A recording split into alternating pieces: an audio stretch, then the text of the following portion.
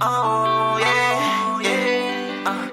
Oh I love you, concept. yeah. Oh yeah. Yeah. I remember when the ops slide and we wasn't ready. Shots fired, now his mom was crying. I was running, got me breathing heavy. Call bro, told him watch his body. What's going on, y'all? I gotta press continue. I got one of my favorite influences, my YouTube brethren, Clifford Pierce from the Shoot the Shit Show. Talk to me, Pimp. How you doing, man? Doing great, man. Can't complain. You got the good light over there. I gotta buy me a light, Cliff. You looking but you real. know the funny thing, I ain't got no lights on right now. I mean, you gotta love technology. With technology, I can stun on you real quick. What you got? Do something with the turn the lights on, put colors on the background. What you got, an iPhone? No, I'm saying, I got an app that fuck with the lights all around me if I want. Oh shit, you stunting on me, man. Yeah, Marvin, you hear this shit? And look who I got on the other side. You see that? I'm surrounded by real niggas. Look at that. Look. Well, I mean, I know you can't see it, but that's all Lakers right there. Them some real niggas right there too. You know what I'm saying? I'm sorry, ain't no pictures, but it is. But one thing I wanted to get into with this episode is me and you are both fans of the 5150 show. How long you was rocking with the 5150 show? I would say 2 years. I give myself 2 years, 2 to 3 years. I've been rocking with it. All right. I was a fan of Corey Holcomb. And then when I found out he actually had a show, I was like, oh, hell no, I got to watch that. I got to watch that. I've been a fan of the 5150 show for about 7 years. That's a shame because you ain't put nobody on. So, No, I didn't think nobody watched that shit, but, like a small crew of the people on the show. I felt like we was in a little secret society of fuckery, right? Like, it was like a code where you talked about manly shit that we talk about. But in the last couple of months, man, the 5150 has went through some evolutions, man. And I don't think it's been for the best, yo. I think everything started to go crazy. Even though Zoe wasn't that one for the show, it just seemed like after, like, you saw being that whole thing happened, ever since other than that, even though he wasn't the main factor, because it'd be some weeks he wasn't even on it. Right. It just seemed like once he wasn't on it and all that bullshit happened, mm-hmm. and it looked like he was forcing new people onto the show. Right. It just seemed like a lot of stuff at the Zola, it seemed like he just seemed to be forcing a lot of new people. Do you think Craig saw the writing on the wall as opposed, the way he talked to Zoe, and Craig started to distance himself a little bit? I saw that. So he had to fuck Corey up, because I think Craig would fuck Corey up. Nah, you know what it is? Like, on some real shit, the way he did it, I saw both ways to it. You know what I'm saying? But I still felt he didn't have to do it that way. I still felt how he got it, but then to put his blood up on a spot, and it was too much emotions. And I think any nigga that deal with too much shit, he showed me a different side of him too. Cause I'm like, damn, I didn't know you was that emotional, nigga. Like, you really if you gonna say no matter what, you still, like, your dog, I'll come at you off camera and say you a fuck ass nigga and do all that. But to air it like that, I think that's when motherfuckers looked at him like, I know. At first, I thought it was staged, right? I was almost like, okay, they added some drama to it to make it, okay, they're going to stretch this out or something. Something going to come of it. But this was some real shit. And what that showed a lot of Corey's fans, it showed Corey like being a bitch ass nigga, my nigga. Like, he was like our king of real stand-up nigga. He basically showed that he was a stand-up nigga. He put his boys on. He called out a lot of other fugazi niggas. And then for you to do that and be like, I'm like, damn, that's your dog. That's like you trying to stun in front of a bitch. Like, that's the worst thing you do, stun in front of a bitch to your boy. Like Well, Darlene ain't the typical bitch. No, but no. I'm just saying that's like how some niggas try to stun in front of bitches and try like, nigga, really? You about to get brand new because you got some like. And not to sound funny, you know Zoe ain't have it, yo. You know Zoe ain't have it. I know he ain't have it. Everybody knows Zoe ain't have it. But Zoe bust his ass and got some money up because he didn't want, and that's what real niggas do. A real nigga sell drugs, he'll sell anything to keep another nigga from thinking he owe him. Like he owe him. And like he said, I mean, the thing that I felt, right, was... Let's talk about what Zoe brought to the show. Let's talk about what Zoe brought to the show. Okay, wait. Now, now here's how I felt. Like I said, I never thought that when Zoe was on the show or whether or not he wasn't on the show, it impacted the show. I don't think that. I did. Because there were episodes without him, and they were still good. But Corey's show without Zoe, and this is no disrespect, and I love Joe Buttons and my nigga Ish on there, but it's the Joe Budden show. And I'm glad Marl and Rory are gone because they didn't bring any intellect, any insight to the show. To me, it was a bunch of niggas talking, and I would use it as background fodder while I'm working from home. But with Zoe brought a level of intellect. He balanced Corey out. You know what I'm saying? Where Corey would be so far to the right and fucked up, Zoe was the type of nigga that would have facts, be cool about it, and you could learn something. I learned from Zoe. There's been many times I paused that shit and went and Googled what Zoe said. You do know Corey was, majority of the time, he'd be off with a lot of times. He's always wrong. Corey be wrong. He'd be wrong than a motherfucker. So I could see that in a way, like how you would say if Zoe on there corrected him or sometimes. But sometimes I just think like the way you saw Corey do shit, he basically was acting like, y'all niggas need me. I'm Corey Holcomb. And he started to act like that a little bit more, yo. I just think I think Zoe recognized his value. And the streets will tell you your value. Like, my nigga, I appreciate you. His Voice of Reason show started popping more. You know what I'm saying? The streets fuck with Zoe. And they fuck with a lot of people, the way he did it, you're gonna realize that the fact that he was on that show, everybody who fucked with 5150 was fucking with Zoe's show. So, but when you saw how fugazi Holcomb was, they said, yo, I'm just gonna fuck with this. Because you started to lose interest. You started to see so many changes. It's almost like how a person became a little bit, and then, no, here's where Corey fucked up. He started doing that extra shit.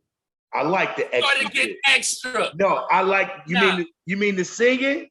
No. When he had his show, and then he was doing that little variant show where they'll sit I like that together. show. Look, nigga, we all gotta get creative in the pandemic. You had to get creative, but sometimes it's like you gave me enough, and that enough was all I needed from you. So me trying to get into that, I'm like, yeah. But see, this is the thing. I'm just saying. I was a fan when they had Bobby, OG Bobby. Yeah, I remember. When they had Freeze. When these niggas would go play each other on the basketball court, and OG Bobby would beat niggas and shit like that. You know what I'm saying? So I've been a fan for a long time. So Corey is dope when he has a really intellectual middleman to level out his fuckery. Like, even with Craig, I love Craig. I fucks with Craig. Have you been watching Craig's podcast? Time to time. I fucks with Craig podcast now a little more heavier than Corey, because he got some real niggas in there. He don't try to grandstand on the niggas. Everybody hike on each other. And I like the vibe. It reminds me of the old Corey show. You know what I'm saying? Like, if it was me, I would tell Corey, get back with Zoe and get Craig back And if you can, do you remember Nate? Yeah, Nate. Nate was funny as a motherfucker, yo, breaking the chair. He kept, but everybody saw what he did. And they was like, I don't need to go through that for this nigga. What you mean? Everybody saw how he did Zoe. So it's like, if you do your man like that, it's like, I was like, yo, I'm gonna fuck with, because if you felt like everybody fucked with each other close, and then he do his boy like that, you was like, can you imagine what this nigga do to me? So after Corey Holcomb, I hate to bring up another show. You already know who I went back to. The Star Report, nigga. That's all I watch. I love the Star Report. All I watch. That's all I watch. I love the Star Report. Give me 2 to 3 hours, I'm good off of that. And I love the way he sets up his podcast because he got people that call in, characters. It's almost like a Howard Stern in a way, but it's not. But it's like, you know, he doing it right from the house. But that's who I fuck with now, yeah. Well, the thing with Corey is that we know Corey's very brash. He says the shit that nobody wants to say. But I love the fact when he opened up to smarter niggas and he gave himself some balance. Have you been watching this new nigga he got, Precise? No, to be honest with you, I kind of got tired of it. It was like on Tuesdays, I was doing other shit. And it was like, I know that used to be my thing. Tuesday, give me some Buffalo Wild Wings, get my liquor, and I'm straight chilling. Nigga, listen, let me tell you something. I was tuned in. Look, nigga, when I get my notification, because I don't like your daughter, bitch. I don't like your daughter, bitch. Ever since the little hoe. Oh. Niggas knocking at my motherfucking door. Your shit come out. I don't care. Put that thing in that bitch mouth because I don't like your daughter, bitch. Yo. That nigga, hey. He got some shit. Yo, that was my shit. And so I hate when I see brothers fall out. And let me ask you this. Is it a level of hubris when we get to that? That's a Miss Geranda term. So any of y'all niggas out there, y'all should follow my favorite English teacher in the world, Miss Maria Geranda. But a level of hubris, like what I'm seeing is like when niggas get up to that level on these podcasts, when they got a crew, right? It's one nigga. This is what I'm seeing is one head nigga that be trying to call the shots instead of, you didn't get here by yourself. You know what I'm saying? Wait. Here's how I'm gonna view it. It's a nigga problem. That's a nigga problem. That's why Joe Rogan doesn't go through that. No. That's why, again, it's one thing about niggas, we never want another nigga to shine. Cause it's like we all picking from a motherfucking bone that got a little meat on it. And I'm trying to get it too. And it's like, yo. Hold on, shut up, man. You saying niggas is, this world is a short rib? Yeah, and we all try. And niggas is trying to eat on the same side of the bone. Yeah.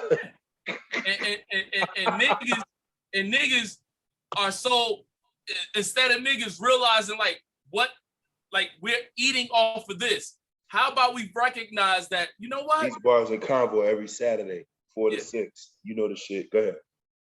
When you really think about it, we never want to learn fishing. We never want to learn how like, instead of worrying about that bone, let's get our money, let's get a farm to probably get a bunch of pigs so we can eat all off the pig. But the fact of it is that it's almost like black people, we stunt.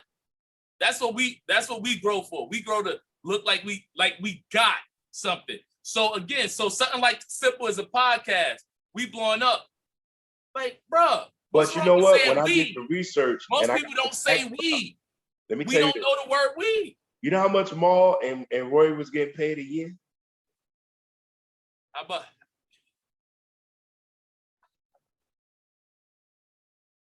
100? 300 a year. Yeah. So again, what happened was that sounds like pocket allegedly. What that sounds like is pocket watching. They probably saw what he was getting paid and said, well, I'm making 300. This nigga making that. I want more.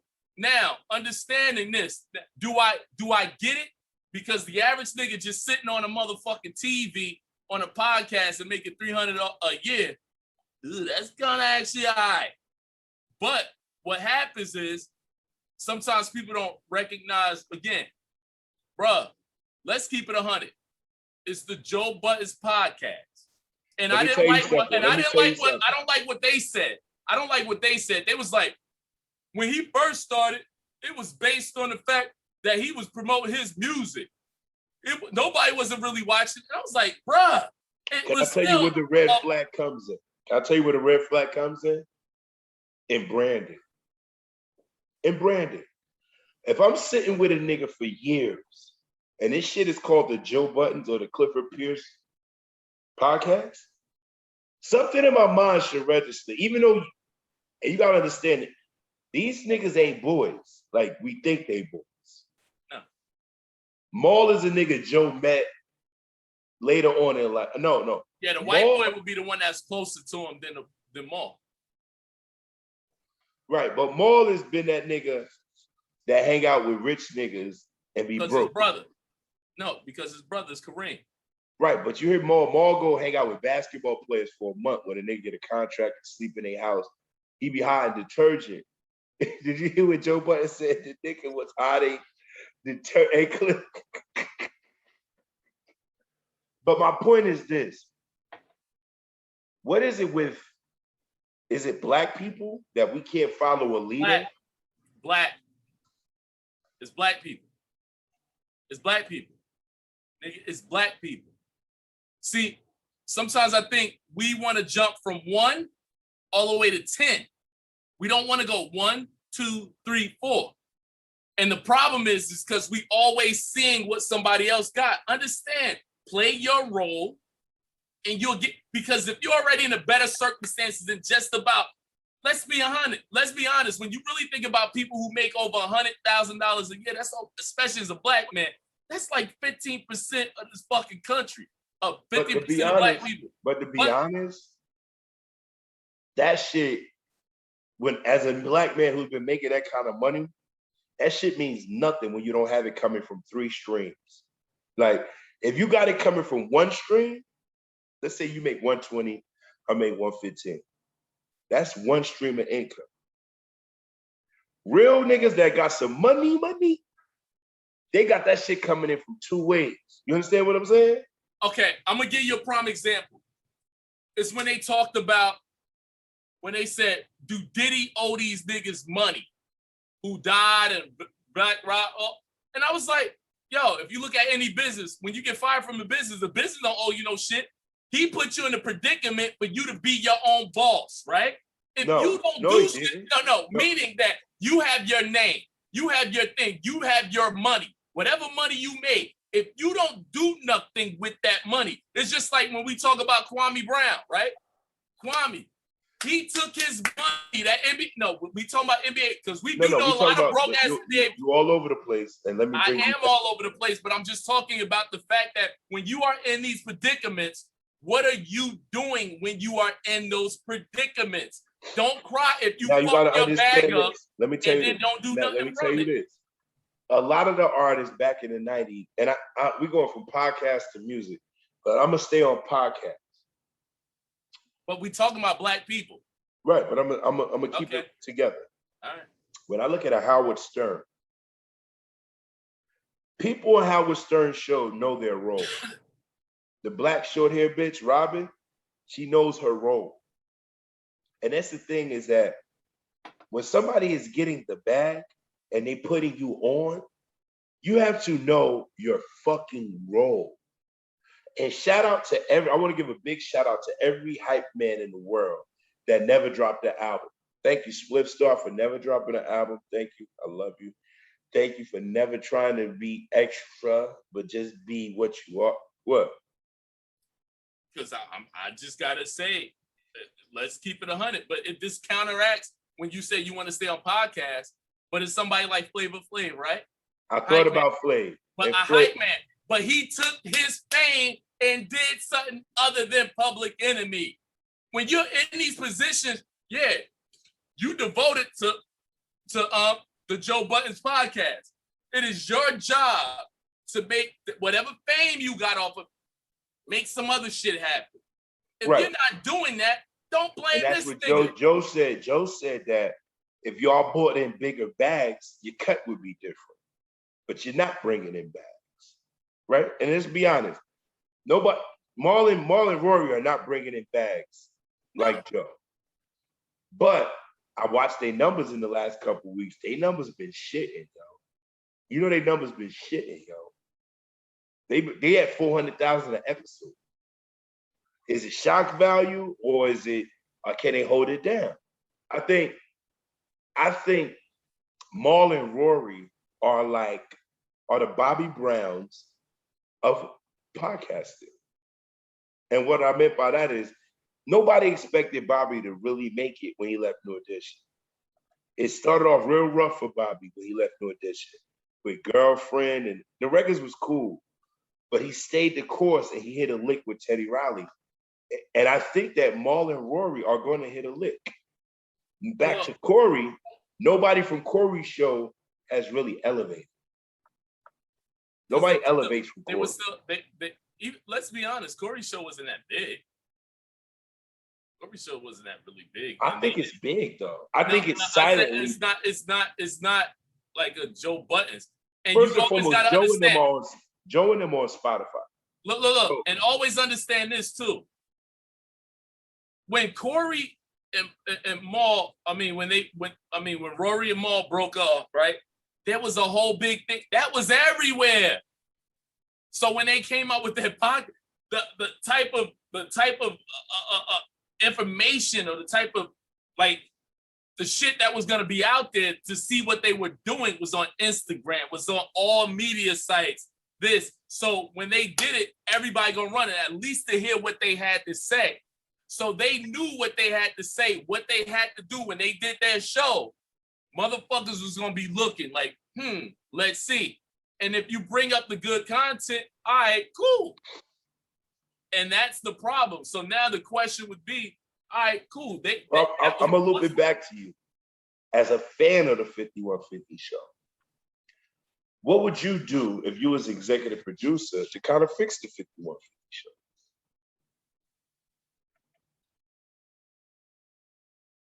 Well, I think I don't know, because I said that was a nigga show. Let's keep it 100. It was a nigga show. What you mean, niggas?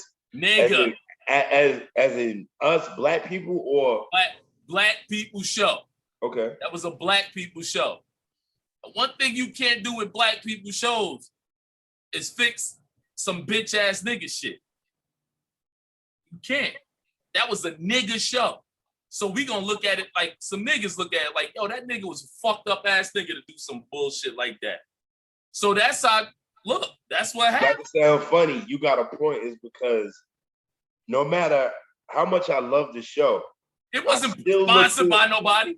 I still look through a lens of how you shitted on Zoe. Yeah. And when you stand on the premise of being a real nigga, you don't do shit like that to your man on camera. And I think that, understand, when I watched that shit, I used to strategically watch. I had 30 wings on Tuesday because I didn't want to hear him argue with Zoe. Like, you know what I mean? Like, it almost was like, I ate 30 wings from Buffalo Wild Wings on motherfucking Tuesday. Had my motherfucking dry rub and barbecue. That Louisiana dry rub is a motherfucker. And had my liquor and would be fucked up by the time it was over, right? But when that shit happened, it was like, yo, you kind of corny, because I kind of like, you stood up, he always talking that Chicago shit. I'm a real nigga. You already know I'm a real nigga. Nigga, I'm a real nigga. And then you do some shit like that. Then you let me ask you this. Does a person have a boiling point? Like, let's say you owe me 100. Clip, let's say you owe me. I'm not putting it. Nigga, I invited you to my house. Hold on, sir. Let's say you owe me 50,000, right? 50,000, right? And I hear you talking about money in a thing. Yo, these bum ass niggas with no money. These niggas living with their mother. I hear you talk like this. downplaying broke niggas, but you owe me 50,000. And mind you, we sit together every week, and I gotta act like you don't owe me $50,000, even if it's 10. How hard is it for a nigga to sit next to a nigga that costed me $50,000? It's not like you put in work for me and I owe you $50,000. Like you murdered a nigga. You did some shit, Cliff. You beat a nigga up, fucked him up. Now it cost me $50,000 to get your punk ass out. But you my heart, I love you. Now you sitting around me talking about broke niggas. And you not ever coming to me saying, yo, here's 500, bro. I know it ain't much, but it's 500. I'm gonna show you what my bank account look like. I got 400, I got 600. Does that play into it when we look at real niggas? Because to sit with a nigga every week that owe you money. No, you remember what I told you, right? You remember what I said? I understood it from where Corey was coming from. I did. Because like you said, if a person gonna be talking that shit and you know, like behind the scenes, this nigga ain't even offer you nothing. Nigga ain't offer you or even acknowledge that I owe you, right? Depending on the conversation that you're having on that podcast, if that money shit probably would have came up, you're gonna look at this nigga and it's like that involuntary muscle, like nigga. That's like us talking. No, what you just said, yo, we said it together. Like, how you gonna look at this? You'll be like, nigga. It's almost like you talking, you owe me money. And you was like, yo, and we had the tendency to start talking about sneakers, right? And then you was like, yo, look at these niggas I just got right here. These shits fly than yours. It ain't that I'm hating that your shit fly than mine, nigga. It's because I'm hating, because word, they fly than mine? Don't you owe me some motherfucking money, nigga? Like, so I get how it can accidentally come out, and then it's based on your response to when I say, nigga, don't you owe me some motherfucking money? And then what you say back can escalate into I think I would have been happier if they had a fought and got this shit over and been back on the show. Yeah, it probably more drama. You like, ow! But see, what also happened, they kept talking about it show after show. I didn't want to hear that shit. No. So to wrap it up, man, yo, very closely, man, we are 5150 fans, and we didn't have to do this because we about to do our own podcast. But I just wanted to give some insight as to how the fans really think about this. Corey or whoever's in Corey's team, I know y'all gonna watch it. You know what I'm saying? But it is what it is, man. Shoot the shit. Basement with Brooke, crossover. You know the shit. Holla.